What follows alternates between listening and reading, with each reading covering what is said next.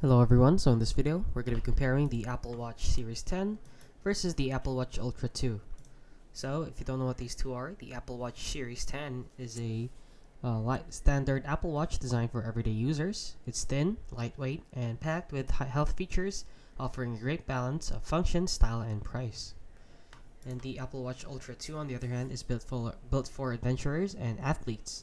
It's larger and more rugged, has a brighter screen, better battery life, and extra features for outdoor, diving, and extreme use. So, let's discuss the pros and cons of each. So, starting with the Apple Series 10 here, the pros of it is that it's sleek, lightweight, more affordable, and better looks. You can style it more. Now, the cons of it is that it has a shorter battery life and fewer rugged features.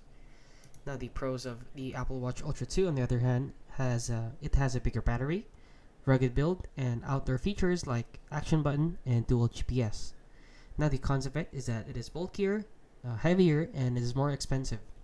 So which one is right for you? So you choose the Series 10 if you want a stylish everyday smartwatch, and choose the Ultra 2 if you need durability, battery life, and advanced fitness features. And yeah, that is basically it. So if you found this video helpful, please consider liking and subscribing.